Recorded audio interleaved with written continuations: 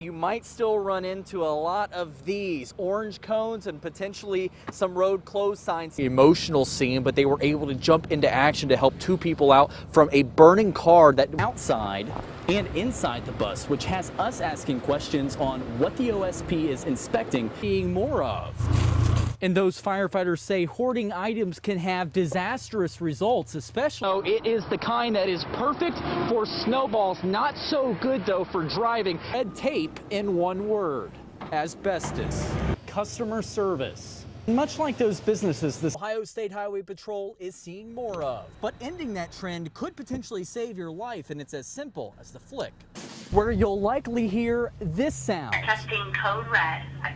But why the big difference? It's not Big Brother watching, it's your neighbor watching. Like mums using a simple sheet to cover them. To Ohio State Police, it's going to take months to investigate what led to the crash. Clipped into this pole, and from there he landed in this ditch, but he overcorrected and ended up on the road. So we're asking questions to find out what's being done. Sure, what they're covering on the road is actually covering the problem.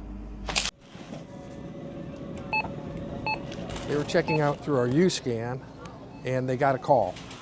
Kroger employees at the Northwoods Boulevard location have seen this before. Vandalia firefighters getting what they need for dinner when they're suddenly dispatched to potentially save a life. When it happens, employees put their food in a freezer, but that's not what happened on Sunday's trip. There's very few times you hear follow-up from those calls. So evidently we made a positive impact on this young lady.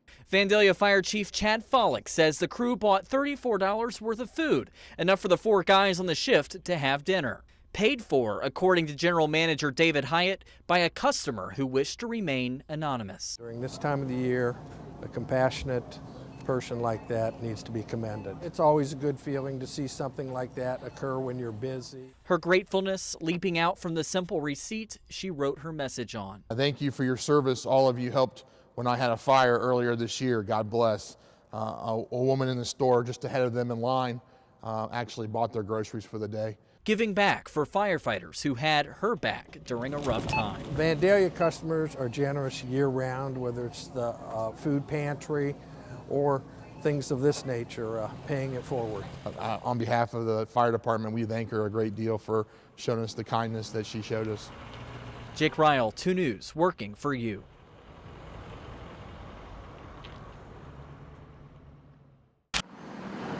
Dayton native Carrie Lowe is preparing to do something she's never done before.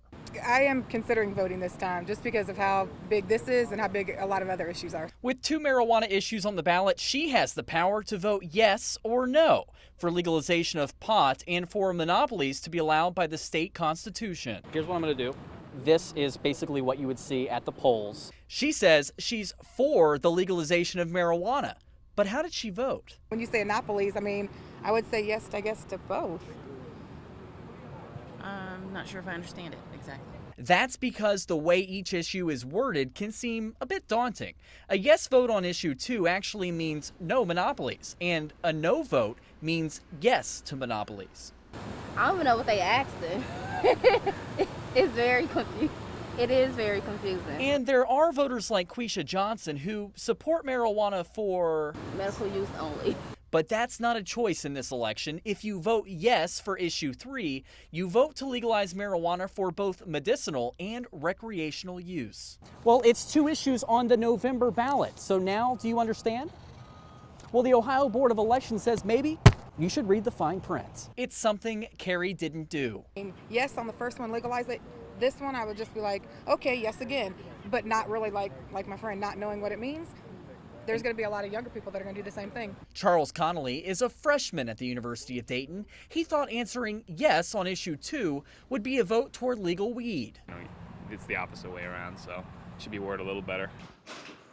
A no vote on issue 2 means that you're in favor of monopolies, which is effective for any industry statewide.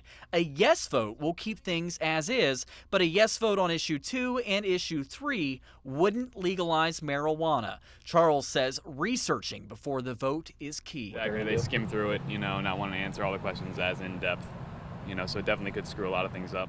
We interviewed 9 people for this story. 8 of them didn't make the ballot selections they really intended.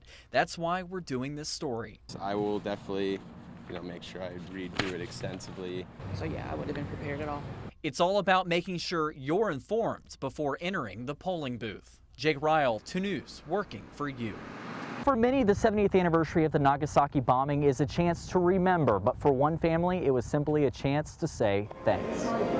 Hundreds lined the door, waiting to see a piece of history Friday morning. Joseph Sweeney, retired Air Force colonel, was able to live it. Go to Papa Charlie's plane for the 70th anniversary.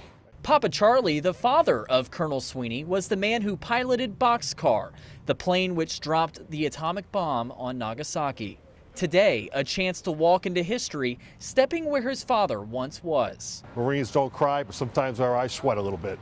So it's pretty emotional. Today, he climbed the ladder, but he wasn't alone. Proud of him. I'm proud of my son as well.